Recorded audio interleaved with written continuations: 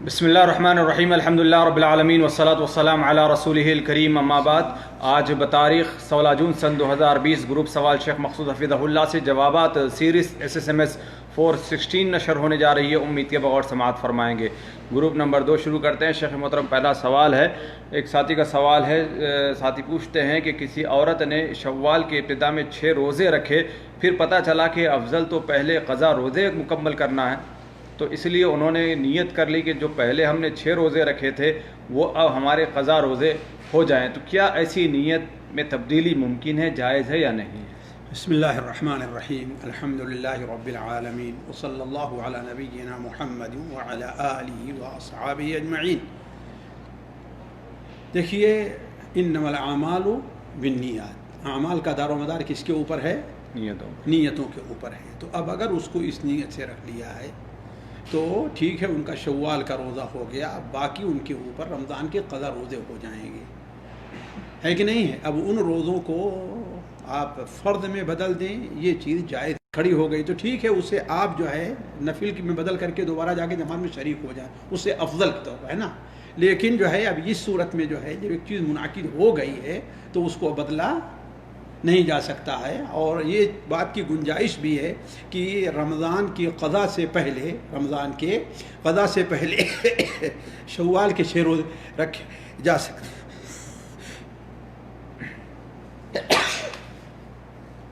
الحمدللہ۔ اس لیے ان بہن کو سے کہنا یہی ہے ان سے کہ وہ اپنی نیت پر باقی رکھیں، ان کے 6 روزے شوال کے ہو گئے ہیں، ہے نا، اور باقی اب رمضان کے چاہے ابھی پورے کر لیں یا آپ سال بھر ان کے لیے وقت ہے، جب بھی چاہیں گے پورا کر لیں گے۔ جی، ہم نے پچھلی سیریز میں یہ نہیں کہا تھا کہ ہاں یہ واجب ہے، بلکہ یہ کہا تھا بہتر یہ ہے۔ اصل یہ ہے کہ پہلے فرض سے شروع کیا جائے، پھر اس کے بعد سنت کی جائے۔ لیکن اگر کسی کے سامنے کوئی پریشانی آ رہی ہے، جیسے کہا کسی بعض عورتیں ہوتی ان کے 15 روزے چھوٹ جاتے ہیں، بعض 10-12 چھوٹ جایا کرتے ہیں، تو اب ان کے لیے 10-15 یہ رکھنا اور پھر 6 رکھنا ایک مشکل ترین کام ہوتا ہے۔ تو ایسی مجبوری کی صورت میں ایسی عورتوں کے لیے جائز ہے کہ پہلے شوال کے رکھ لیں، پھر بعد میں رمضان کے رکھ لیں گے۔ جی، یعنی یہاں پر ان کی نیت میں کوئی بگاڑ نہیں آئے گا۔ پہلے انہوں نے 6 روزے جو قضا کے یعنی شوال کی نیت سے رکھیں، پھر اس کے بعد قضا، اس قضا روزے کو پھر انہوں نے شوال کے بنا لیے۔ ادنا سے اعلیٰ سے ادنا کی طرف آیا جا سکتا ہے، لیکن ادنا سے اعلیٰ کی طرف نہیں۔ میرا سوال یہاں پر ہے، باریکی یہ ہے، اب تو ہو گیا، ٹائم گزر چکا ہے، جی، ان سے غلطی ہو گئی، یعنی 6 پہلے شوال کے ہو گئے جی، پھر اس کے بعد ان کو چاہیے تھا کہ وہ 6 قضا کے رکھتے، لیکن انہوں نے نیت کر لی کہ نہیں، اب جو دوسرے جو 6 ہیں وہ میرے شوال کے ہیں، تو اب کہیں ایسا تو نہیں کہ شوال کے 12 ہو جائیں؟ نہیں، نفل مطلق میں شمار ہو جائے گا ان کا، جو 6 کے بعد آئیں گے باقی ان کا شمار کیا ہوگا؟ مطلق نفل روزہ کے اندر شمار ہو جائے گا، وہ فرض میں نہیں شمار ہوں گے۔ یعنی اب انہیں 6 شوال کے دوسرے جو 6 ہیں وہ میرے خیال سے نفل ہو گئے، ان کو اب پھر 6 الگ سے رہنا ہے، 6 یا جتنے باقی ہیں ان کے جتنے جو قضا باقی ہیں، دوبارہ یعنی قضا کے لیے نیت پکی ہونی ضروری ہے۔ انما الاعمال بالنیات، آپ صلی اللہ علیہ وسلم، من لم یجمع الصیام فی اللیل فلا صیام لا، جو رات ہی میں فرض روزے کی نیت نہ کر لے اس کا روزہ نہیں ہے۔ اور یہاں تو پورا دن گزر گیا، پورے 6 دن گزرے، انہوں نے فرض کی نیت نہیں کی، تو انہوں نے غلطی تو کی نا شیخ، وہ بھائی غلطی تو کی، تو ان کا تو اجر ضائع نہیں ہوگا، لیکن ان کا فرض پورا نہیں ہوگا، اجر ان کا اپنی جگہ باقی ہے۔ اللہ کے ہاں ان اللہ لا یضیع اجر من احسن عملا، ان کا اجر باقی ہے، ان کے اوپر کوئی گناہ نہیں ہے، انہیں نفلی روزے کا ثواب ملے گا، لیکن یہ فرض کا قائم مقام نہیں ہوگا یہ روزے۔ جی، اگلا سوال ہے، ساتھی پوچھتے ہیں کہ جیسے کہ بہت سارے لوگ آج کل احرام کا کپڑا کفن کے لیے استعمال کرنے کے لیے محفوظ کرتے ہیں، اس کو یہاں سے لے کر بھی جاتے ہیں، اس کی کیا حقیقت ہے؟ بدعت ہے، اس کی کوئی اہمیت نہیں، کوئی حقیقت قرآن اور حدیث میں نہیں ہے۔ نہیں، ایسا سمجھنا اور بہتر سمجھنا یہ بدعت ہے، اس لیے کہ اس کپڑے کی کوئی اہمیت نہیں رہ گئی ہے، نہ کوئی قدسیت رہ گئی ہے، نہ کوئی مبارک کپڑا ہے۔ وہ لوگ سمجھتے ہیں کہ زمزم سے لا کر لے جاتے ہیں، چاہے زمزم کیا جو ہے 10-50 بار زمزم سے دھوئیں، 50 بار زمزم سے دھوئیں، اس کی کوئی فضیلت وارد نہیں ہے۔ زمزم کی جو فضیلت ہے وہ کیا ہے؟ کپڑا دھونے کی نہیں ہے، زمزم کی فضیلت کیا ہے؟ پینے کی ہے یا اپنے سر پر ڈالنے کی ہے. جی جی جی. اگر کوئی ثواب کی نیت سے اگر یہ کام کرتا ہے تو یہ بدعت ہے. جی اگر کوئی ایسے ہی کرتا ہے تو ایسے ہی کرتا ہے تو کوئی ضرورت ہے یا تو ضائع کر رہا ہے بلا وجہ زمزم کا پانی جو ہے ضائع کر رہا ہے. کہیں گناہ نہ ہو اس کے اوپر. تمہیں کپڑا دھولنے کے لیے وہاں نہیں رکھا بلکہ منع بھی کیا جاتا ہے, وضو بھی نہیں کر سکتے اس سے لوگ. جی یہ جہالت ہے ہماری قوم کی کہ ایک ثواب سمجھ کر گناہ کے اندر پڑ رہے ہیں لوگ. جی.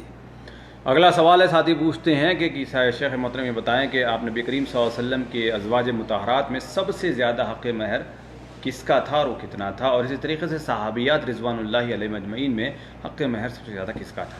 بھائی دیکھیے, ہم نے صحابیات کی تاریخ تو اس سلسلے میں نہیں دیکھی ہے کہ کیا ہے. البتہ اتنا ضرور ہے کہ سب سے زیادہ جو مہر رہا ہے وہ ام حبیبہ رضی اللہ تعالی عنہ کا رہا ہے. وہ کتنا ہے؟ 4000 درہم رہے ہیں. اور یہ کس نے ادا کیا تھا؟ نجاشی نے ادا کیا تھا. کس نے؟ نجاشی نے ادا کیا تھا 4000 درہم. البتہ آپ صلی اللہ علیہ وسلم متعلق حضرت عمر فاروق کی روایت, حضرت عائشہ رضی اللہ عنہ کی روایت جو ہے اس میں ہے کہ آپ صلی اللہ علیہ وسلم نے اپنی ازواج مطہرات میں سے کسی کا مہر 12 اقیہ یا 12.5 اقیہ سے زیادہ نہیں رکھا تھا. 12 اقیہ یا 12.5 اقیہ سے زیادہ نہیں رکھا تھا. جی. اور ایک اقیہ جو ہوتا ہے وہ 40 درہم کا ایک اقیہ ہوا کرتا ہے. 40 درہم کا ایک اقیہ ہوا کرتا ہے. اب آپ اس سے انداز لیں, اور ایک درہم جو ہوتا ہے وہ تقریباً 3 گرام یا اس کے کچھ کم یا زیادہ ہوا کرتا ہے. علماء نے اس کا حساب لگایا ہے تو جا کر کے ½ کلو سے زیادہ کے قریب پڑتا ہے. وہ ½ کلو چاندی. جی ½ کلو چاندی ہے نا. بلکہ دارالعلوم دیوبند کا ایک فتویٰ ہے کہ نہیں, تقریباً 1.5 کلو ان لوگوں نے اس کا حساب لگایا ہے. کتنا؟ 1.5 کلو سے کچھ زیادہ. تو اصل میں دیکھیے ہمارے یہاں افراط اور تفریط سے کام لیا جاتا ہے. کچھ جگہ ہے جہاں مہروں کا اس قدر بوجھ ڈال دیا جاتا ہے کہ شوہر اس کو برداشت نہیں کر پاتا. صحیح بات. اور کچھ جگہ ایسے ہے کہ مہر اتنی کم رکھی جاتی ہے کہ اس کی کوئی اہمیت نہیں رہتی ہے. اصل چیز یہ ہے کہ مہر کے لیے شرعی طور پر کچھ متعین نہیں ہے. ہمارے یہاں جو مہر فاطمی چلی ہے اس کی کوئی حیثیت نہیں ہے کہ نہیں. اصل چیز یہ ہے کہ مہر جو دی جائے وہ انسان کے اپنی جو اقتصاد اور معیشت ہے, حالات ہیں, اس کے پیش نظر دیا جائے. یعنی نہ بہت زیادہ نہ ہو بلکہ اوسط درجے. اور یہ ہے کہ اس کی کچھ حیثیت ہو. یعنی اس زمانے میں آسر 500 درہم ایک حیثیت, 1 درہم کے اندر ایک بکری ملتی تھی. 1 درہم میں 2 درہم میں ایک بکری ملا کرتی تھی اس زمانے میں. 500 درہم دینا اس کا مطلب کچھ حیثیت رہا کرتی تھی. تو لوگ کہتے ہیں کہ مہر زیادہ رہے تو اس کا معنی سمجھتے ہیں کہ ہاں بھائی 100 2000 روپے جو ہوا کرتے ہوئے اس کی کوئی اہمیت, 1000 2000 کی کیا اہمیت ہے. 1000 2000 تو روزانہ آپ کا بچہ جیب خرچ میں لگا دیتا ہے کہ نہیں. یعنی اس کی ایک حیثیت ہو معاشرے کے طور پر, اس کی ایک معنوی سمجھائے کہ ہاں بھائی یہ کچھ مبلغ ہے جس کے عوض ہم اس عورت کے فرد کو, شرمگاہ کو حلال سمجھ رہے ہیں, ہے کہ نہیں. اس کی ایک اہمیت ہو, اس کا ایک وزن ہو. اور ایسا بھی نہ ہو کہ ہاں بھائی شوہر بیچارہ زندگی بھی کمائے پھر بھی نہ ادا کر پائے. کچھ لوگ کہتے ہیں اس لیے کہہ رہے ہیں تاکہ جو ہے وہ طلاق دینے کے بارے میں نہ سوچے. اس کو طلاق دینا ہوگا, طلاق دے ہی دے گا, ورنہ مار ڈالے گا آپ کی بیٹی کو, ہے کہ نہیں. اور اگر کمزور ہوگا تو خود مر جائے گا, خودکشی کر لے گا. اگر مار نہیں پائے گا تو خودکشی کر لے گا. تو یہ چیز نہیں ہونی چاہیے. اصل ہے کہ معاشرے حالات کے موافق اللہ کے رسول صلی اللہ علیہ وسلم اتنا دیا کرتے تھے. نجاشی ظاہر بات بادشاہ تھا, 4000 درہم اس کے لیے کچھ بھی نہیں تھا, اس نے دے دیا تھا. جی یہاں پر جو ایک روایت جو چلی ہے شیخ حق مہر کو لے کر کہ لوگ جو ہے ادھار معجل جس کو کہتے ہیں. بھائی دیکھیے مہر کا جہاں تک تعلق ہے معجل اور مؤجل دونوں ہو سکتا ہے. لیکن یہ جو ہے کہ ہاں بھائی اتنا معجل ہے اور اتنا مؤجل ہے, اور مؤجل کے بارے میں کہتے ہیں کہ دے دے گا تو دے گا, نہیں دے گا تو جب طلاق دینا چاہے تو زبردستی وصول کریں گے. تو یہ غلط نظریہ ہے, یہ غلط طریقہ ہے. اصل ہے کہ یہ چیز متعین ہو کہ ہاں بھائی اس کے استطاعت میں ہے, معجل سرا دے دے, اس میں کون سی بات ہے. نہیں, یہاں پر سوال یہ ہے کہ اگر کوئی استطاعت رکھنے کے باوجود بھی اگر اس کو ادھار رکھتا ہے تو کیا گنہگار ہوگا وہ؟ بھائی دیکھیے ہم گنہگار تو نہیں کہتے ہیں, الا یہ کہ مطالبہ کرے عورت نہ دے تب تو گنہگار ہوگا، ہے نا. مطالبہ کرے اور نہ دے تب تو گنہگار ہوگا، لیکن مطالبہ ہی نہیں کرتی ہے وہ. اچھا، اسی کے برعکس عورت لینے کے لیے راضی نہیں ہے تاکہ کہیں طلاق نہ دے دے، تو اس پر بھی عورت گنہگار ہوگی؟ نہیں، گنہگار نہیں ہوگی. اس بیچاری کو اصل میں اتنا علم ہی ہے، بتایا ہی گیا ہے اتنا. وہ ڈر رہی کہیں ہمیں طلاق تو نہیں دینا چاہے، میرا مہر دے رہے ہیں اس لیے سمجھا. اصل میں ہمارے یہاں بہت بڑی خرابی یہ ہے کہ دونوں کے حقوق کیا ہیں اور دونوں کے حدود کیا ہیں یہ بتایا نہیں جاتا ہے. ہمارے یہاں ایک رسمی طور پر چیزیں چلی آ رہی ہیں، بعض چیزیں رسمی طور پر جس میں لڑکی کے اوپر سراسر ظلم ہے، بعض چیزیں اس میں لڑکے کے اوپر سراسر اس رسم میں ظلم ہے، اور وہ سمجھتے ہیں کہ ہماری ایک شرعی چیز ہے. تو اصل چیز یہ ہے کہ دونوں کے حدود کو یا حقوق کو بتایا جائے کہ یہ تیرا حق ہے، اس کا تعلق نکاح اور طلاق سے کچھ بھی نہیں ہے. جی، مہر لینا لڑکی کا حق اور دینا لڑکے کا. جی. تو یہاں پر کیا لڑکی کے لیے جائز ہے، لڑکی والوں کے لیے، ان کے والدین کے لیے، کہ زیادہ مہر کا مطالبہ کریں؟ بھائی زیادہ مہر کا مطالبہ ہم کیوں کریں؟ آخر یہی تو ہے، یہی تو بات ہو رہی ہے، کیوں آخر کریں؟ یہ لوگ کرتے ہیں، یہ تو اسی لیے تو ہم نے کہا کہ یہ چیز غلطی ہے، چاہے وہ معاشرے کے اوپر ہونی ہے. جس کی وجہ سے نہیں دیکھتے کتنی عورتیں بغیر جو ہے جزیرہ عربیہ میں کتنی عورتیں بغیر نکاح کے رہ جاتی ہیں، کیوں؟ مہر کی وجہ سے. یہ ظلم نہیں ہے عورت کے اوپر؟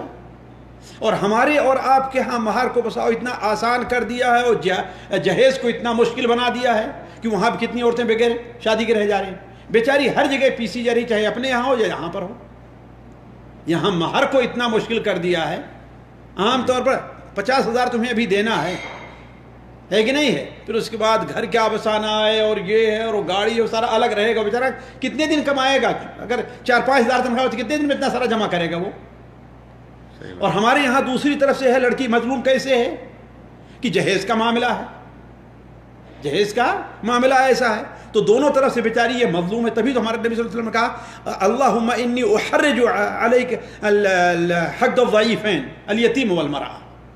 یعنی خلاصہ یہ ہوا کہ یعنی اگر مرد اگر جو معاشرے میں جو موجود ہے مہر اس سے اگر کم دے رہا ہے تو لڑکی والوں کو زیادہ مطالبہ کرنے کا حق ہے. بالکل حق ہے. اور اگر اسی طریقے سے اگر لڑکی والے معاشرے سے زیادہ اگر مطالبہ کر رہے ہیں تو لڑکے کو ریجیکٹ کرنے کا حق ہے. جی بالکل حق. جی. اگلا سوال ہے، ساتھی پوچھتے ہیں کہ شیخ محترم جیسا کہ ایک ویڈیو وائرل ہو رہی ہے جس میں کہا جاتا ہے کہ آسمان سے 5 چیزیں نازل ہوئی ہیں، جیسے حضرت موسیٰ علیہ السلام کی لاٹھی، پتہ نہیں اس میں حضرت سوت کا ذکر ہے، اور حضرت عیسیٰ علیہ السلام کی کچھ باتیں ذکر کی گئی ہیں. اس کی کوئی حقیقت ہے؟ یہ اسرائیلیات میں سے ہے، اس کی کوئی حقیقت نہیں ہے. نواب صدیق حسن خان رحمہ اللہ نے فتح البیان فی مقاصد القرآن کے اندر لکھا ہے، بلکہ امام سیوطی کے حوالے سے ایک شعر بھی نقل کیا ہے کہ 5 چیزیں آسمان سے، اور کہا کہ یہ ضروری ہے کہ اس کی شرعی طور پر وحی کے طور پر کوئی دلیل ہو.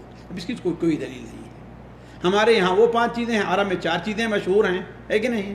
جی جی. اگلا سوال ہے، ساتھی پوچھتے ہیں کہ شیخ محترم ایک صاحب یعنی جو اپنے حج کا پورا ارادہ کر چکے تھے اور انہیں اپنے پیسے وغیرہ سب بھر دیے تھے، لیکن ان کا اسی حال میں انتقال ہو گیا، تو اب ایسی صورت میں ان کے جو وارثین ہیں ان کے اوپر کیا بنتا ہے کہ کیا وہ کسی کو حج بدل کرائیں یا اس پیسے کے بدل کسی غریب وغیرہ کی مدد کریں؟ بھائی دیکھیے، جہاں تک ہم نے سمجھا ہے وہ پیسہ اب حج کے لیے وقف ہو چکا تھا، اسے میراث میں وہ تقسیم نہیں ہوگا. وہ میراث میں تقسیم نہیں ہوگا. بچوں کے اوپر واجب ہے کہ اس پیسے سے ان میں سے کوئی خود یا کسی کو حج کے لیے بھیجیں. غریبوں کو دے دیتے ہیں، مسکینوں کو، تو یہ ان کا حق ادا نہیں ہوگا، وہ گنہگار ہوں گے. جی.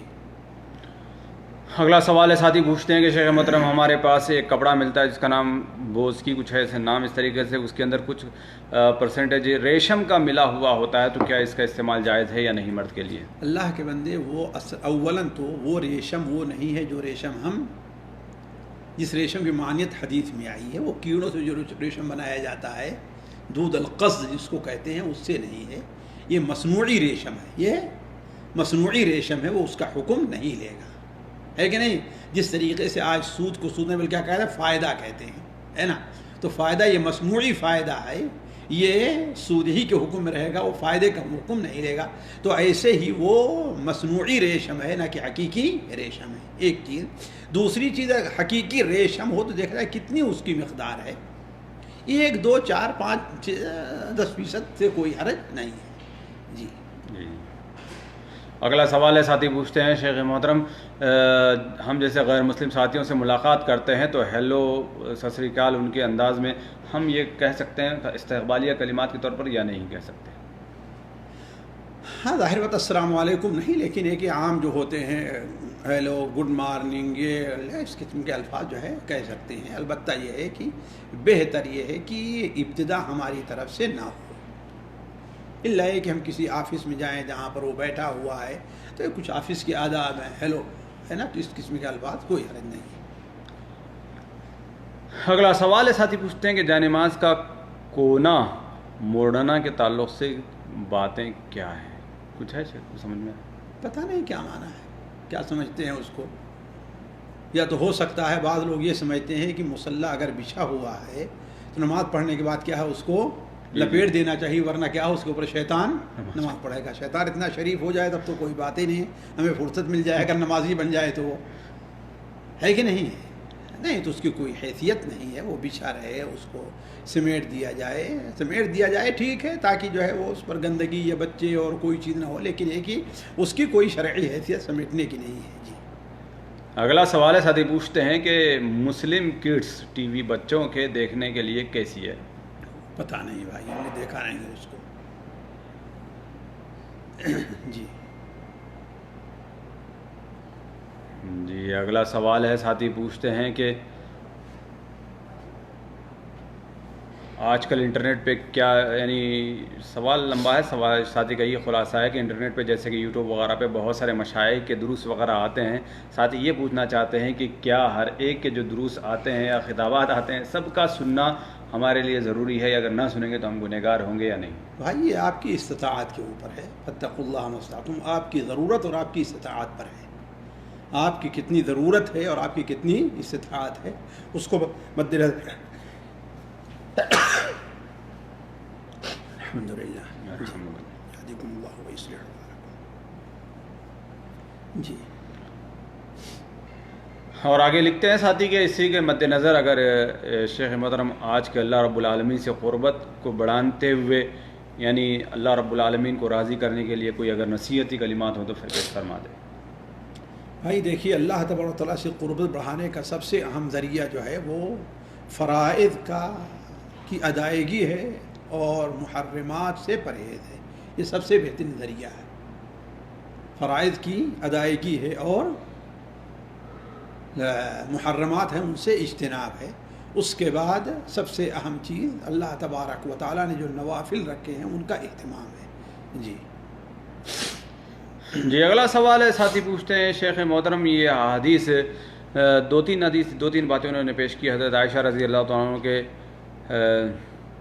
حجرے کی طرف اشارہ کرنا نبی کریم صلی اللہ علیہ وسلم کا، ربیع اور مضر کی طرف ربیع اور مضر کی طرف شیطان کے سینگ کا نکلنا اور نجد کے نام سے حدیث میں، یعنی اس کو لے کر جو ہے نا بریلوی حضرات بہت سارا نشانہ بناتے ہیں، تو اس کا کیا جواب دیا جائے گا؟ بھائی دیکھیے، یہ بات واضح ہے کہ بریلوی حضرات علم سے پیدل ہیں، ہے کہ نہیں؟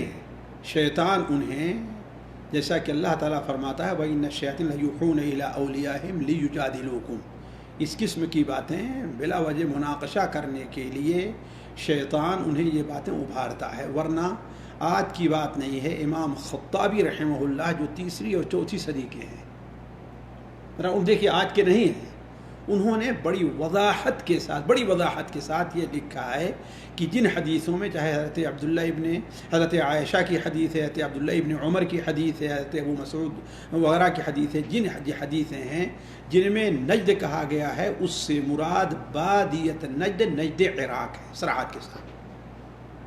یہ میں اپنی بات نہیں کر رہا ہوں، یہ امام خطابی رحمہ اللہ نے لکھا ہے اور انہوں نے یہ واضح کیا ہے کہ کیوں، وجہ اس کی کیا ہے. علماء کو اس لیے نہیں کہ ہاں کسی علاقے سے محبت تھی اس لیے کہہ دیا امام خطابی رحمہ اللہ نے. امام خطابی تو نجدی تھے بھی نہیں، نعوذ باللہ من ذلک، ہے کہ نہیں ہے. اصل چیز یہ ہے کہ وہ دیکھتے ہیں حدیثوں کے تمام مخرج کو جمع کر کے۔ حضرت عبداللہ ابن عمر سے اس روایت کو نقل کرنے والے 4-5 راوی، جن میں سے ایک نافع ہیں، وہ تو حجر عائشہ مشرق اشارہ کرتے ہیں، باقی اور 5-6 راوی جو ہیں سالم اور دوسرے لوگ، ان لوگوں نے مشرق کی طرف کا اشارہ کیا ہے، یعنی آپ نے مشرق کی طرف اشارہ کیا، اور بے نہیں وہی حدیث دوسری کتابوں میں جہاں ہے صراحت کے ساتھ ہے کہ آپ نے فرمایا عراق کا لفظ استعمال کیا۔ تو اس لیے علماء کا، قدیم علماء متفقہ یہ قاعدہ ہے کہ ان حدیثوں سے مراد کیا ہے، وہ نجد ہے، اور تاریخ نے بھی یہ بات واضح کی ہے کہ جتنے فتنے پیدا ہوئے ہیں، حضرت عثمان کے خلاف فتنہ کہاں سے اٹھا ہے؟ عراق سے اٹھا ہے، کوفہ اور بصرہ سے اٹھا ہے۔ شیعیت جو بڑا فتنہ ہے وہ کہاں سے اٹھا ہے؟ وہیں سے اٹھا ہے۔ اعتزال کا فتنہ کہاں سے اٹھا ہے؟ خارجیت کا فتنہ کہاں سے اٹھا ہے؟ وہ سب عراقی سے اٹھا ہے۔ تم اور اللہ کے رسول صلی اللہ علیہ وسلم ممبر بیٹھے کہتے ہیں کہ اشارہ کرنا مشرق جو ہوتا ہے خالص ہو جائے نجد عراق ہے، وہ نہ کہ یہ نجد سے امامہ کہتے تھے وہ ہے۔ دوسری چیز، یہ لوگ علم سے اتنا پیدل ہوتے ہیں بیچارے، اتنا پیدل ہوتے ہیں کہ یہ حدیث جو ربیہ اور مضر کی ہے اس کا تعلق اس سے ہے ہی نہیں۔ اس کا تعلق یہ ہے کہ آپ نے بیان فرمایا کہ علی ایمان و یمان، ایمان کہاں ہے؟ یمن سے ہے۔ ان کے بارے میں فرمایا کہ ارق کو قلوبا، وہ بڑے دل کے نرم ہیں، اور سخت دل والے کون ہیں؟ الفدادین، اونٹ اور گھوڑے والے لوگ ہیں، کھیتی کرنے والے لوگ ہیں، ہے کہ نہیں ہے؟ کہا آپ نے مشرق کی طرف جو رہتے ہیں، جہاں سے نکلتی ہے ربیعہ اور مضر، یعنی وہ ربیعہ اور مضر جو اس علاقے میں رہتے ہیں، مشرق یعنی عراق کے علاقے میں، ان کے یہاں یہ سختی پائی جاتی ہے، تو اس کا تعلق اس فتنے سے ہے ہی نہیں، وہ دوسری چیز ہے کہ نہیں؟ اور صحیح ہے نہ یہ ہے کہ اللہ کے رسول خود مضری ہیں، اب کیا کریں گے آپ؟ مضر قریش جو ہے مضر ہی سے تو ہے نا، تو آپ خود مضری ہوئے۔ بنو تمیم کی آپ نے جو فضیلت بیان فرمائی، جن میں سے خاندان سے شیخ محمد الوہاب رحمہ اللہ تھے، ہے نا، ان کی فضیلت بیان فرمائی، وہ بھی تو جو ہے انہی دونوں قبیلوں سے ہیں نا۔ تو اصل ہوتا ہے کہ دیکھا جائے کہ یہ حدیث کس پس منظر میں ہے، تو چونکہ ان لوگوں کے ایمان لانے میں تاخیر ہوئی ہے بجائے اہل یمن کے ایمان لانے کے، اس لیے آپ نے بیان فرمایا کہ وَأَمَّا الْغِلْظَةَ وَالْقِسْوَةَ، دل کی سختی یہ کن لوگوں میں ہے؟ یہ اونٹ کے چرواہے اور اونٹ کی دھوڑ پکڑنے والے لوگ، یعنی ان کے اندر کبر پایا جاتا ہے، اور یہ ہے نہ یقین، اس سے مراد جو ہے نجد کے لوگ رہنے والے ہیں۔ تو یہ بیچارے چونکہ علم سے پیدل ہوتے ہیں، انہیں علم سے کوئی تعلق نہیں رہتا، بس ایک چیز پکڑ لیا۔ اس طریقے سے آج آپ دیکھیں یہ چینل والے ٹی وی چینل والے، ایک غلطی کسی کو پکڑ لیا تو اس کو اتنا شور کریں گے کہ ایسا لگے کہ سارا حق انہی کے ساتھ ہے کہ نہیں، اور حقیقت جو ہے پیچھے چھپی رہ جایا کرتی۔ اگلا سوال ہے، ساتھی پوچھتے ہیں، شیخ محترم میں بہت لوگوں سے سوال آیا ہے، اس لیے میں سوال کر دینا مناسب سمجھتا ہوں۔ اور یہ جو ڈرامہ چل رہا ہے آج کل، ارطغرل ڈرامہ، جو غازی ڈرامہ، پتہ نہیں، کئی لوگ کہتے ہیں کہ یہ اسلامی ڈرامہ ہے، تو اس کے بارے میں، اس کا دیکھنا یا اس کے بارے میں کیا رائے ہے شیخ؟ بھائی دیکھیے، ہم نے آپ سے پہلے بھی کہا تھا، ہم نے اس کو دیکھا نہیں ہے، نہ میں ڈرامہ دیکھتا ہوں، نہ میں اس کے بارے میں جانتا ہوں۔ دوسرے لوگ جانتے ہیں، جیسے شیخ ثناء اللہ مدنی اور دوسرے لوگوں کی اس بارے میں فتوے آئے ہیں، ہے کہ نہیں؟ آپ لوگ اس کو دیکھ لیں، اگر پسند ہے تو دیکھیں، نہیں پسند ہے تو نہ دیکھیں، ختم ہو گئی بات۔ کون سے شرعی مسئلہ ہے آپ کو جنت میں لے جانے والا اور جہنم سے دور کرنے والا ہے؟ نہ دیکھیے، اس میں آپ کو کچھ نقصان بھی نہیں ہوگا، نہ آپ کی صحت کا نقصان ہوگا، نہ آپ کے دین کا نقصان ہوگا، نہیں دیکھیں گے تو، ہے کہ نہیں؟ بلکہ شاید آپ کا فائدہ ہی ہو، اتنا وقت آپ دوسرے کاموں میں لگا لیں، نیک کاموں میں لگا لیں، تو اس کے پیچھے کیوں پڑے ہوئے ہیں؟ جی اگلا سوال ہے، ساتھی پوچھتے ہیں کہ شیخ محترم کہ ہمارے رمضان میں ایک ہمارے بہت ہی یعنی قریبی رشتہ دار تھے جن کی طبیعت خراب تھی، اور ڈاکٹروں نے کہا تھا کہ صبح میں انہیں کورونا کا ٹیسٹ کرا لیا جائے۔ ابھی ہم کورونا کا ٹیسٹ کرانا ہی والے تھے کہ رات میں ان کا انتقال ہو گیا۔ اب کورونا کی ڈر کی وجہ سے ان کو غسل نہیں دیا گیا، بلکہ تیمم کے ذریعے سے ان کی تدفین عمل میں آ گئی۔ تو کیا یہ ہمارا کرنا صحیح تھا یا اس پر کوئی گناہ ہوگا؟ بھائی دیکھیے، اگر غالب گمان تھا اور آپ لوگوں نے ایسا کیا تو انشاءاللہ کوئی حرج نہیں ہے، لیکن صرف ایک وہم کی بنیاد پر ایسا نہیں ہونا چاہیے تھا۔ اگر ڈاکٹروں نے جو علامات بتائی ہے اس کی اگر ظاہری تمام علامات اس میں پائی جاتی تھیں اور آپ نے دوسرے لوگوں کو اس مرض میں مبتلا ہونے کے ڈر سے اس سے بچتے ہوئے آپ نے ان کو تیمم کرا دفن کر دیا ہے تو انشاءاللہ خیر کی امید کی جاتی ہے آپ لوگوں کے لیے بھی اور اللہ کے ان میت کے لیے بھی. اللہ تعالیٰ سے ان کے لیے دعا کریں اور آپ لوگوں سے اگر کچھ کوتاہی ہوئی تو اللہ تعالیٰ سے استغفار کریں, یہی کافی ہوگا انشاءاللہ. جی اگلا سوال ہے ساتھی پوچھتے ہیں کہ کئی لوگ کہتے ہیں کہ رات میں جو پرندے وغیرہ سوتے ہیں ان کا شکار نہیں کرنا چاہیے اور بعض لوگ کہتے ہیں کہ شکار صرف مہینے میں 1 مرتبہ کرنا چاہیے. شیخ اس کی کوئی حقیقت ہے؟ بھائی دیکھیے, جہاں تک رات میں شکار نہ کرنے کا تعلق ہے اس پر کوئی دلیل نہیں ہے. بعض لوگوں کو ایک وہ حدیث جو سنن ابو داؤد وغیرہ میں ہے عقیر الطیر فی مکناتھا سے شبہ ہوتا ہے کہ رات چڑیوں کو ان کے گھونسلوں میں ان کے ٹھہرنے کی جگہ میں رہنے دو. تو اصل میں یہ حدیث کا مقصد یہ ہے کہ جیسا کہ علماء نے لکھا ہے کہ اصل میں ہوتا کیا تھا کہ صبح کو جب کوئی آدمی کسی کام کے لیے نکلنا چاہتا تھا تو سوچتا تھا کہ پتہ نہیں آج میرا کام ہوگا کہ نہیں ہوگا, تو ڈھونڈتا تھا بعض خاص قسم کے پرندوں کو, ان کے گھونسلے کے پاس جاتا تھا اور ان کو ابھارتا تھا. تو اگر دائیں طرف گیا گویا اس کا کام ہوگا, بائیں طرف گیا تو گویا اس کا کام نہیں ہوگا. تو اس حدیث کا مقصد یہ ہے نہ کہ رات میں شکار کرنا. اللہ تعالیٰ نے وَإِذَا أَحْلَلْتُمْ فَاصْطَادُوا ہے نا, جب تم حلال ہو جاؤ تو شکار کرو. یہ نہیں کوئی حد لگائی کہ ہاں رات میں کیا جائے یا نہ رات میں کیا جائے, کوئی ایسی حدیث. بلکہ ایک حدیث جو سنن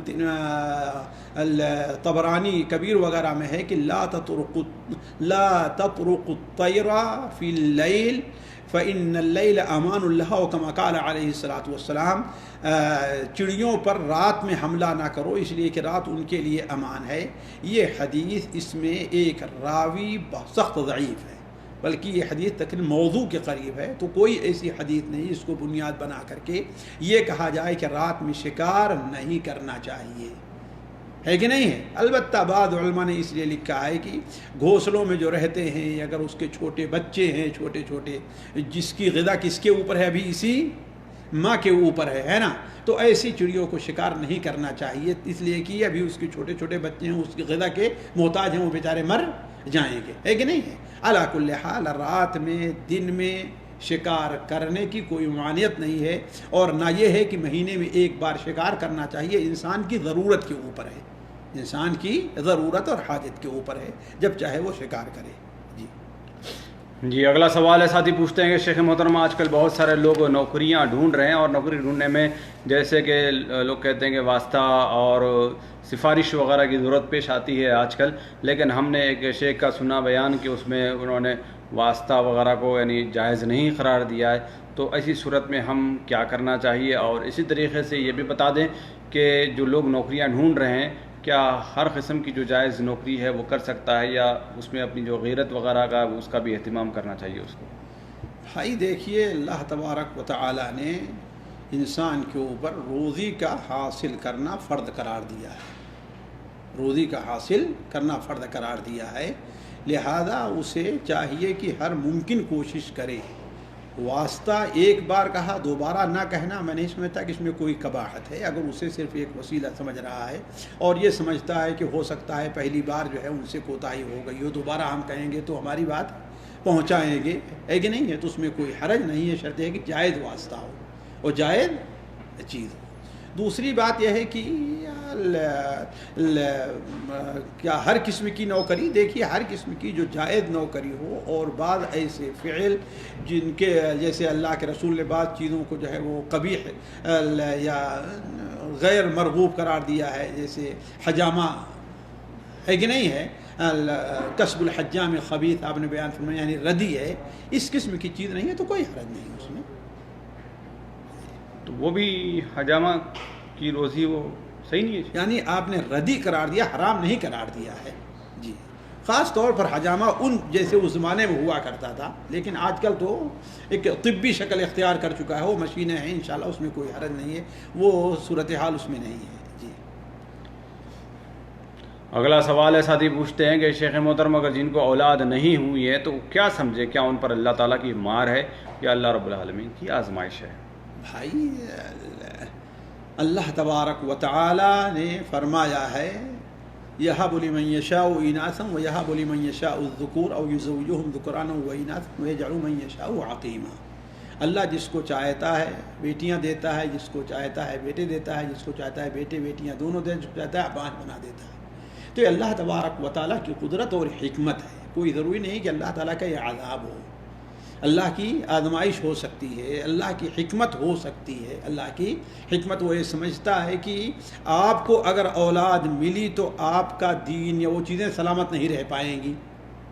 یہ اللہ تبارک و تعالیٰ کی حکمت ہے۔ جس طریقے سے آپ دیکھتے ہیں حضرت موسیٰ اور خضر کے واقعے میں ہے نا، موسیٰ اور خضر کے واقعے میں ہے کہ وَأَمَّا الْغُلَامُ فَكَانَ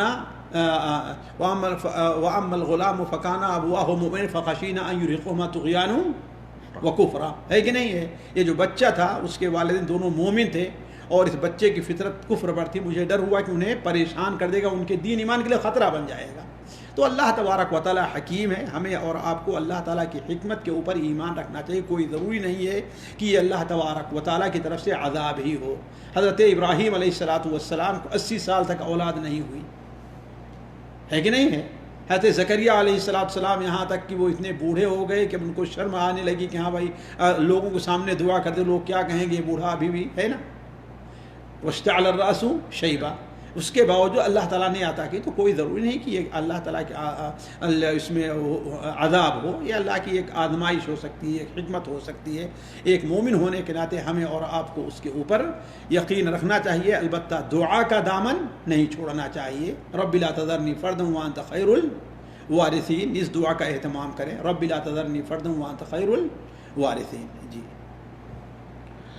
جی اگلا سوال ہے، ساتھی پوچھتے ہیں کہ شیخ محترم آج کل دیکھا جا رہا ہے کہ جیسے بہت ساری خواتین جو ہے یوٹیوب وغیرہ پر دعوت کا کام شروع کر دیں، یوٹیوب بہت سوشل میڈیا پر اپنی ویڈیو وغیرہ بنا کر ڈالتی ہیں، تو کیا یہ عمل ان کا بہتر ہے؟ کیا شریعت میں عورت کی آواز بھی پردے میں نہیں شمار کی جاتی؟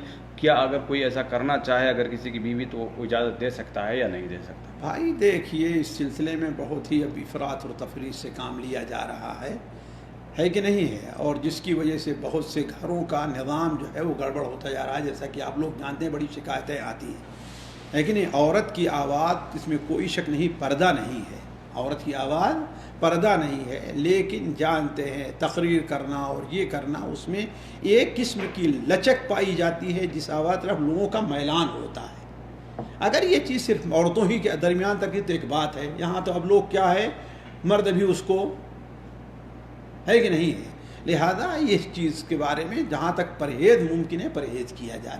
اب میں اس کو حرمت کا حکم نہیں لگا سکتا، لیکن کم سے کم میں اس کو پسند نہیں کرتا، میں اس کو پسند نہیں کرتا، اس لیے کہ اب یہ نہیں ہو سکتا کہ ہاں بھائی یہ چیز صرف عورتوں کے درمیان میں رہ جائے گی، اور بعض عورتیں آپ دیکھیں گے کرنے لگیں گے تو اپنے ہاتھوں کو بھی جھٹک رہی ہیں اور آواز کو ہی بلند کر رہی ہیں، آواز کو ہی پست کر رہی ہیں، ہے کہ نہیں ہے؟ تو جن چیزوں سے منع کیا ہے فلا تخضعن بالقول، وہ چیز پائی جا رہی ہے۔ جی اگلا سوال ہے، ساتھی پوچھتے ہیں کہ شیخ محترم ایک 21 سال کا لڑکا یا نوجوان جو دین سیکھنا چاہتا ہے تو وہ کون سی کتابیں بنیادی طور پر پڑھے جس سے وہ صحیح معنوں میں دین حاصل کر سکے؟ سب سے پہلے اسے جو ہے چاہیے کہ مولانا عبدالسلام صاحب بستوی رحمہ اللہ کی اسلامی تعلیم، ہے کہ نہیں ہے، اسی طریقے سے انہی کی تحقیق یا انہی کی کچھ تعدیل وغیرہ سے چھپی ہے دستور المتقی، دستور المتقی، اس کا اہتمام کرے۔ یہ ابو بکر جابر الجزائری کی منہاج المسلم جو چھپ چکی ہے اردو میں بھی، اس کا ترجمہ ہو چکا ہے کہ نہیں ہے، اس چیز کو پڑھے۔ یہ چیزیں جو ہے انشاءاللہ اس کے لیے بڑی مفید ہوں گی۔ جی کچھ سوالات خواتین گروپ سے شامل کیے جاتے ہیں۔ پہلا سوال ہے، بہن پوچھتی ہیں شیخ محترم جیسے کہ اگر کوئی انسان بہت زیادہ بیمار ہو جائے تو بیمار پڑتے وقت اس ٹائم پر وہ ایک بکری یا مرغی وغیرہ اس طریقے سے نیت مانگتا ہے یا فکس کرتا ہے اس چیز کو کہ وہ ذبح کر دے گا یا اس طریقے سے کوئی نام رکھتا ہے، تو یہ کیا سنت کے درجے میں آئے گی یا چیز بدعت کے درجے میں چلا جائے؟ بھائی دیکھیے اصل تو نظر ماننا یہ سنت ہے ہی نہیں، نظر ماننے سے اللہ کے رسول نے منع فرمایا ہے، خاص طور پر وہ نظر جو کسی عوض میں ہے، یعنی میرا یہ کام ہو جائے گا تو میں یہ کروں گا، ہے کہ نہیں, اسے سنت نہیں کہا جا سکتا کسی بھی حالت میں. البتہ یہ ہے کہ یہ صرف جائز ہو سکتی ہے، لیکن صرف اتنا ہونا چاہیے کہ یہ بکرا جو ذبح ہو رہا ہے یا مرغا جو ذبح بس صدقے کی نیت سے ہونی چاہیے. یعنی عملیت ذبح جو ہے یہ کوئی اہمیت نہیں رکھتا. عملیت ذبح جو ہے یہ صرف قربانی یا عقیقہ اسی طریقے سے ہے، اس کی کوئی اہمیت نہیں ہے. اس کو اس طریقے سے سمجھیے کوئی شخص کہا کہ ہاں بھائی میں بکرا ذبح کروں گا. اب اگر اسے کہا جائے تم بکرا کیا ذبح کرو گے، اتنا گوشت لے لو، تو راضی ہو جائے تو اس کا مطلب ہے کہ صحیح کر رہا ہے. بھائی اصل مقصد کیا، تمہیں گوشت پہنچانا ہے نا، ہے کہ نہیں. 10 کلو اوسط درجے بر کتنا 10 کلو ہوتا ہے نا، تو ٹھیک ہے کوئی کسائی کے پاس جائے، ٹھیک مجھے 10 کلو دے دو گوشت، ایک نہیں 2 بکرے کا ہو، ہے کہ نہیں. یا یہ ہے کہ ہاں بھائی کسی کو بکرا دے دینا ہے یا بکری دے دینا ہے، تو ٹھیک ہے وہ اس کو جو ہے پالے، اس کا دودھ جو کچھ بھی اس کا استعمال کرے، کوئی بات نہیں ہے. تو اللہ کل حال جو ہے ایسی نظر ماننا کہ میرا یہ کام ہو گیا تو میں یہ کروں گا، یہ چیز شریعت کی نظر میں مکروہ اور ناپسندیدہ ہے. لیکن اگر کسی نے کر لیا تو اس کا پورا کرنا واجب ہوگا. اگلا سوال ہے، بہن پوچھتی ہیں کہ کسی مدرسے کو جس میں مسکین اور غیر مسکین، یتیم اور غیر یتیم سب پڑھتے ہوں، تو ایسے مدرسے کو زکوٰۃ دینا کیسا ہے؟ ٹھیک ہے آپ دیجئے، البتہ یہ کہیے کہ یہ جو ہے وہ مسکینوں کے اوپر خرچ ہو، یہ مسکینوں کے اوپر خرچ کیا جائے، کوئی حرج نہیں ہے. جی. اگلا سوال ہے، بہن پوچھتی ہیں کہ اگر مقتدی کو نماز میں شک ہو کہ اس نے سورہ فاتحہ پڑھی ہے یا نہ پڑھی ہے تو کیا کرے وہ؟ موقع ہے تو پڑھ لے، نہیں موقع ہے تو انشاءاللہ وہ کافی ہو جائے گا امام کا سورہ فاتحہ پڑھنا. اگر تنہا اگر کوئی پڑھ رہا ہو تو اگر شک ہو جائے تو اس کو دہرا لے، لیکن شک وسوسہ کی شکل نہ اختیار کر لے کہ ہر روزانہ پڑھ رہا ہے دہرا رہا، روزانہ پڑھ رہا ہے دہرا، روزانہ پڑھ رہا ہے دہرا رہا. یہ کبھی کبھار اگر ارے پتہ نہیں آج ہم نے پڑھی کہ نہیں پڑھی تو ٹھیک ہے دہرا لے اس کو. جی. جی. اگلا سوال بہن پوچھتی ہیں کہ کیا ظہر کے پہلے 4 رکعت سنت کو کسی وجہ سے بعد میں ادا کیا جا سکتا ہے یا نہیں؟ اگر کسی وجہ سے چھوٹ گئی ہے تو بعد میں پڑھ سکتا ہے، کوئی حرج نہیں ہے. اگلا سوال بہن پوچھتی ہیں کہ اگر عید کی نماز میں کوئی غلطی ہو جائے اور بعد میں پتہ چلے تو کیا کیا جائے؟ یعنی کیسی غلطی ہے، اس کو غلطی کے اوپر ہوگا. اگر کوئی رکن چھوٹا ہے تو اس کو دوبارہ پڑھنا پڑے گا. اگر صرف واجبات ہیں تو اگر قریب ہے 5 منٹ تو سجدے سہو کافی ہوگا، وہیں پر ہے موجود ہے نا. لیکن اگر چلے گئے ہیں تو اگر واجبات، تکبیرات کی کمی اور اجازتی میں کیا ہوگا؟ بھائی جہاں تک ہم نے سمجھا ہے تکبیرات واجبات میں نہیں ہے. حالانکہ احناف اس کو واجب کہتے ہیں، لیکن ہے کہ مجھے کوئی واجب ہونے کی خاص دلیل جو ہے اس کی نہیں ملی ہے، واللہ عالم. جی. اگلا سوال ہے، بہن پوچھتی ہیں کہ اگر ہم کوئی ایک سورہ سنت نماز میں پڑھنا شروع کرتے ہیں اور اس سورت کا کچھ حصہ باقی رہ جاتا ہے، اب سوال یہ ہے کہ ہم اس باقی ماندہ سورت کو فرض کی رکعتوں میں مکمل کر سکتے ہیں یا نہیں؟ ہم بالکل کر سکتے ہیں، اس میں کیا ہے. فاتقوا اللہ ما استطعتم، یعنی کسی نے سوچا تھا کہ آج مجھے مثال سے سورہ ملک تلاوت کرنی ہے، سورہ ملک ہے، سورہ قلم ہے، تلاوت کرنی ہے، لیکن سورہ ملک تلاوت کر سکا یا قلم آخر تک پڑھ سکا رات میں، اب پھر فجر کی نماز پڑھ رہا ہے تو اس کو پوری کر سکتا ہے، کوئی حرج نہیں. اگلا سوال بہن پوچھتی ہیں کہ اگر ہم نے کوئی لمبی صورت ہم نے شروع کی لیکن درمیان میں ہمیں یاد نہیں رہا، یعنی بھول گئے، تو کیا اسی جگہ پہ ہم رکوع کر سکتے یا نہیں؟ ان کا اگلا سوال ہے کہ اگر وہاں پر وہ چیز اگلی آیت یاد نہیں آ رہی، اس کے بعد والی 2-3 آیتوں کے بعد والی آیتیں یاد آ رہی ہیں، تو جمپ کیا جا سکتا ہے، آگے کیا جا سکتا ہے، کیا جا سکتا ہے، اور رکوع بھی کیا جا سکتا ہے، کوئی حرج نہیں، سے اختیار ہے. اگلا سوال ہے، بہن پوچھتی ہیں کہ شیخ محترم کہ حید یا جنابت کے غسل کرتے وقت جیسا کہ ہم دل میں ابتدا کرتے وقت وہ بسم اللہ پڑھ لیتے ہیں، لیکن جب وضو سے فارغ ہو جاتے ہیں تو وضو کے بعد کی دعا کب پڑھنی چاہیے یا پڑھنی نہیں چاہیے؟ دیکھیے اگر جب تک حمام میں ہے نہ پڑھیں، نکل کر کے آپ اس کو پڑھنا چاہیں تو پڑھ لیں، اگر زیادہ فاصلہ نہیں ہوا ہے تو. جی. جی. اگلا سوال ہے، بہن پوچھتی ہیں کہ ہمارے ایک دین بہن ان کا کہنا ہے کہ لوگ اللہ تعالیٰ کی چغلیاں لگاتے ہیں اور اس کے بندوں سے وہ اس طرح سے کہ مثال کے طور پر اللہ تعالیٰ نے ہمارا ہی گھر دیکھ رکھا ہے پریشانی تکلیفوں کے لیے، اب ہم کوئی نبی یا رسول تو نہیں کہ ہمیں چغلیاں نہیں ہے، یہ اللہ کے ساتھ کفر ہے.